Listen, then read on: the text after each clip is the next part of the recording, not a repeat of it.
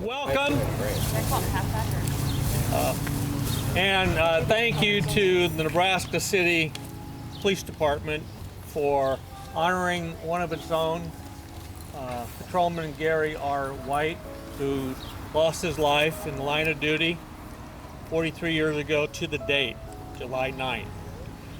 So we're going to do our very best to remember him, remember his sacrifice.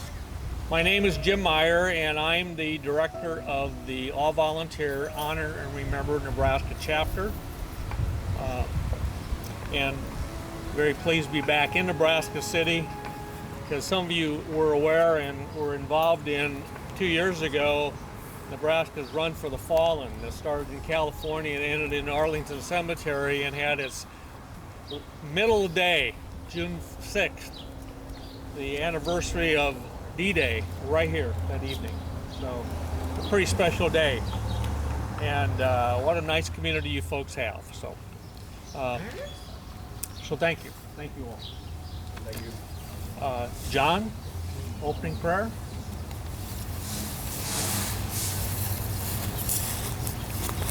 The police officer's prayer. Lord, please grant me wisdom as I uphold the law. May I stand for justice and equality for all. Help me make a difference so the world's a safer place where everyone may find your love, your goodness, and your grace. Amen. Oh, say, can you see by the dawn's early light what so proudly we hailed at the twilight's last gleaming, whose broad stripes and bright stars through the perilous fight o'er the ramparts we watched were so gallantly streaming, and the rockets red glare, the bombs bursting in air, gave proof through the night that our flag was still there. Oh, say does that star-spangled banner yet wave o'er the land of the free and the home of the brave?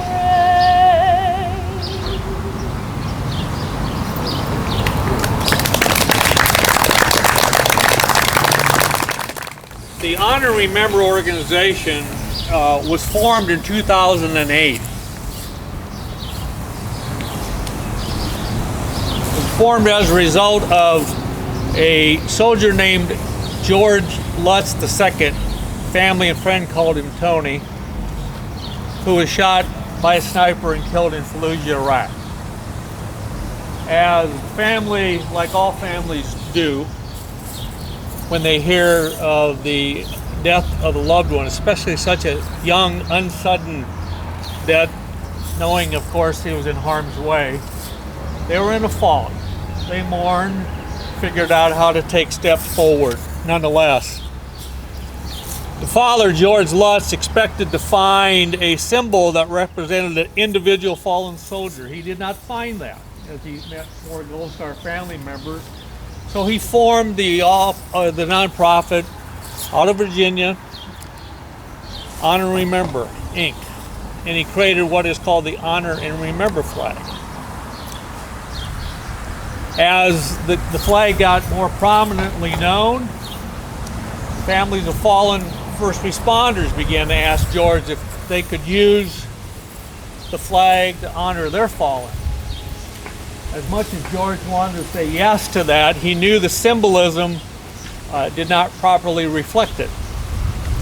So he went about in 2015 creating a new flag, which is the Honor and Sacrifice flag. So again, we're honored and humbled, always humbled, to be able to remember those that gave so much so we can have so much. And thank you all for being here.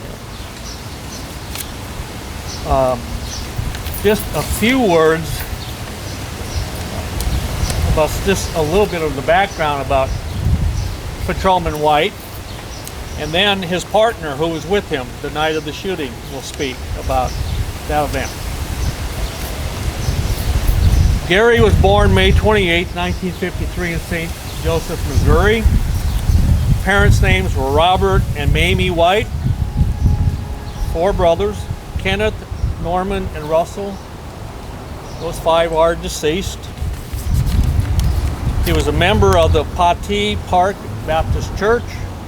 He loved sports and played football, baseball, and was on the swim team.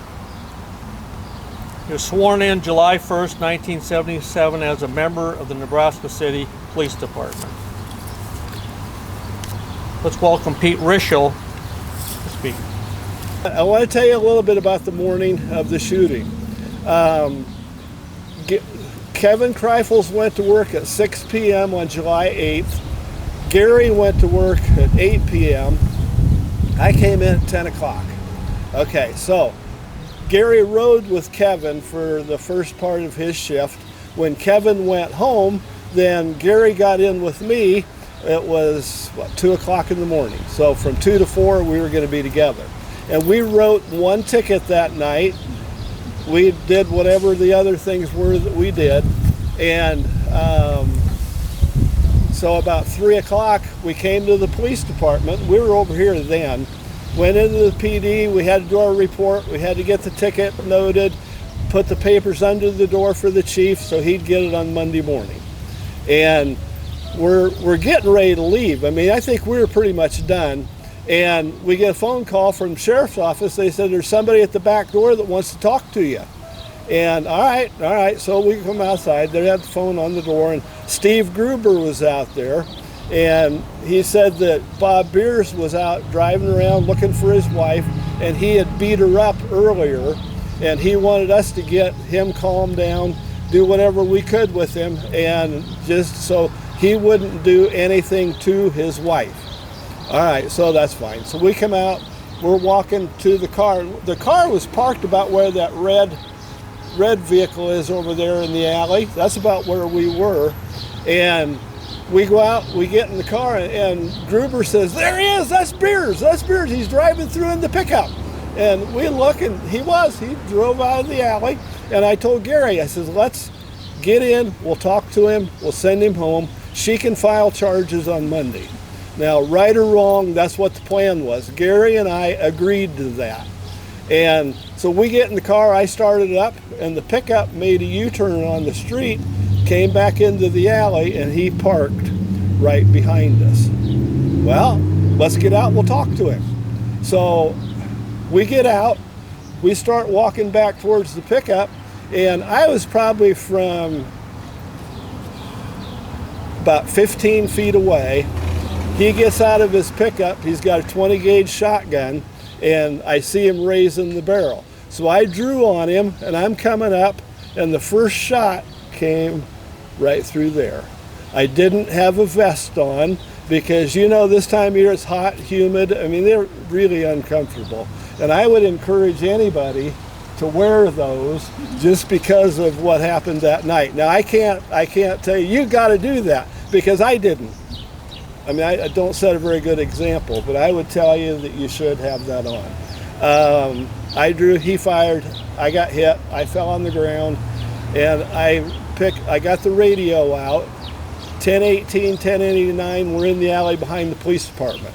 And the dispatcher he must have gotten people out of bed, I mean, like right now and down here. And Cam, you know what time you had to get up. But we had the rescue squad, we had the sheriff's office, we had the rest of the police department. Everybody converged on the building. They put us in an ambulance.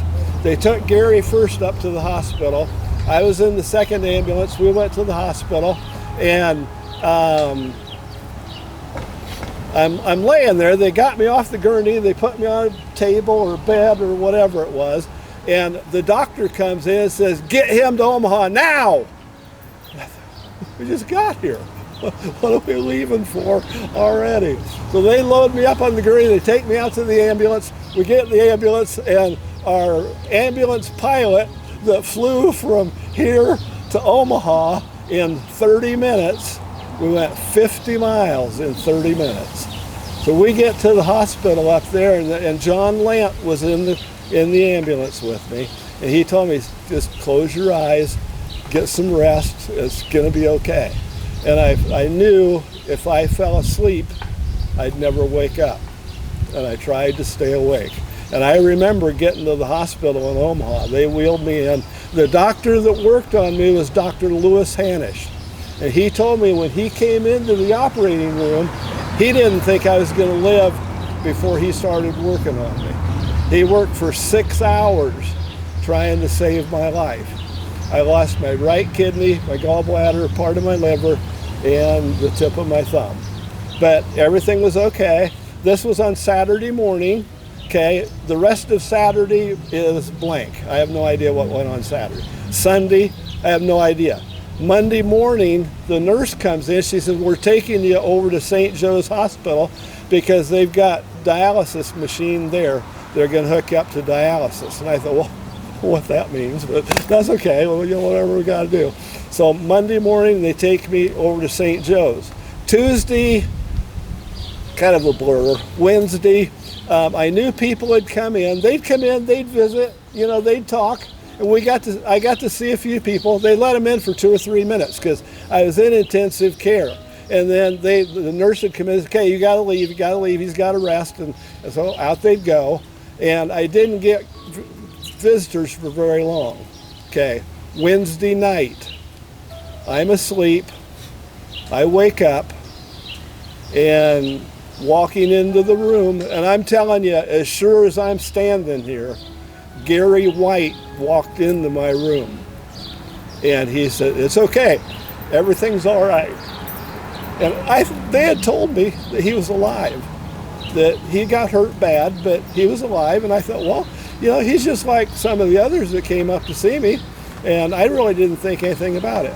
I didn't find out until Sunday, 4 days later, that he had died the morning of the shooting. And I thought, yeah, he couldn't have. He was here. He came in my room. And I know, I'm telling you, God sent him back so that I would know that it was okay, that everything worked out. It was God's will. Whatever God needed him for, that's why it happened. I was in the hospital for 4 weeks and 5 days. And that first week was pure hell because I got ice chips. That was the only thing I could have by mouth. Everything else was by IV, and it was a bad week. It was bad. They told me that I was going up to my own hospital room on Monday, the Monday after the weekend that the shooting happened.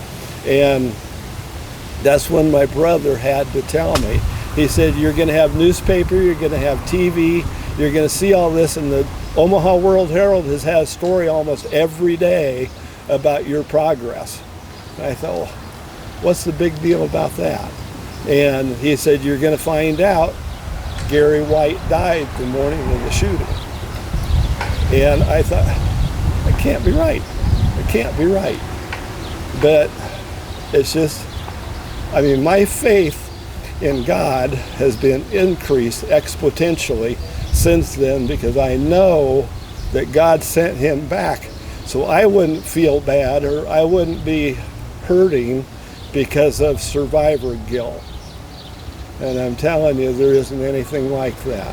I know what the people that have been in the service, I know what they go through, and it's terrible.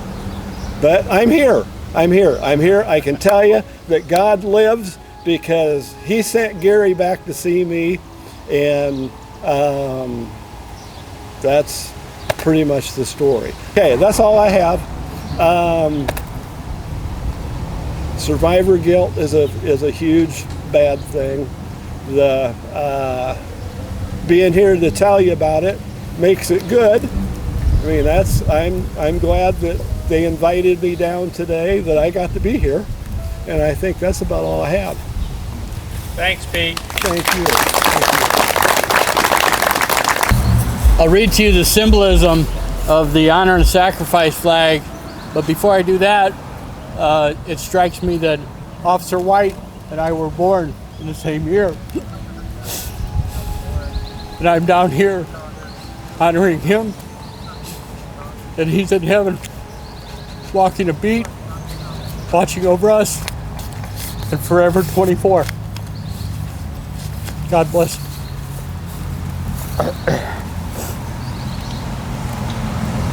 The blue field symbolizes nationally the law enforcement community.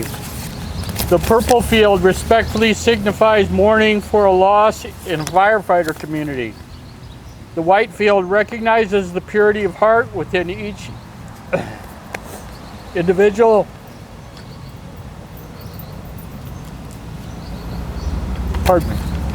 who serves and protects and is willing to face each day's challenges regardless of the risk. The black field represents those who wear the distinctive badge, including sheriff and marshal services. The red Maltese cross recognizes all individuals in the emergency response community. The gold shield recognizes all public safety representatives who wear the shield and have made the ultimate sacrifice in the line of duty. Gold reflects the value of the life given. The folded flag signifies a final tribute to an individual life that a family has lost for the sake of others. The flame is an eternal reminder of the spirit that has departed this life, yet burns on in the memory of all who knew and loved the fallen hero. We honor their selfless service and remember their individual sacrifice. Thank you.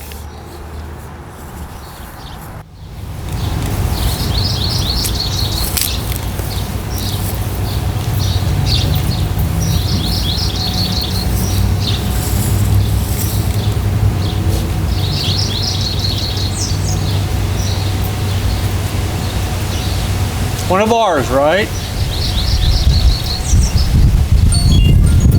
Many have given our lives so we can live in freedom and safety.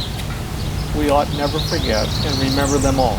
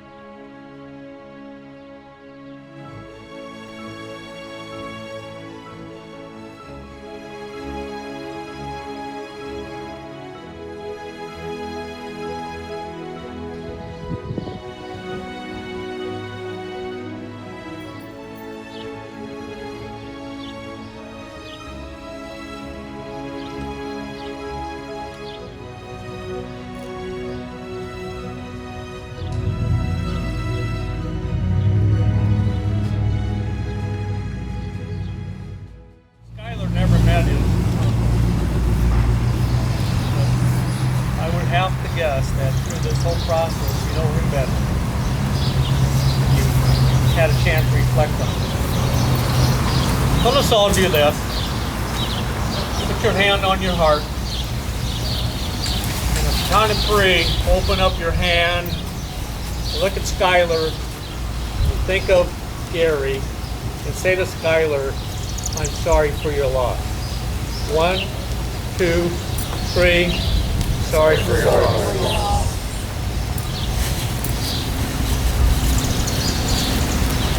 Thank you. A closing prayer. Police officer stood facing God. which must always come to pass. He hoped his shoes were shiny just as brightly as his brass. Step forward now, policeman. How shall I deal with you? Have you always turned the other cheek to my church? Have you been true? The policeman squared his shoulders and said, "No, Lord, I guess I ain't. Because those of us who carry a badge can't always be a saint. I've had to work most Sundays, and at times my talk was rough, and sometimes I've been violent because the streets can be awfully rough. But I never took a penny that wasn't mine to keep, though I worked a lot of overtime when the bills got very steep. And I never passed a cry for help, though at times I shook with fear. And sometimes, God forgive me, I wept unmanly tears. I know I don't deserve a place among the people here. They never wanted me around except to calm their fear. If you've a place for me here, Lord, it need not be so grand. I never expected or had too much, but if you don't, I'll understand." There was silence all around the throne where the saints had often trod, as the policeman waited quietly for the judgment of his God. Step forward now, policeman.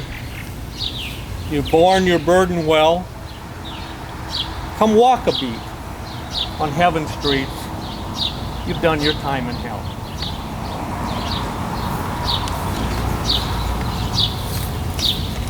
Our ceremony is concluded.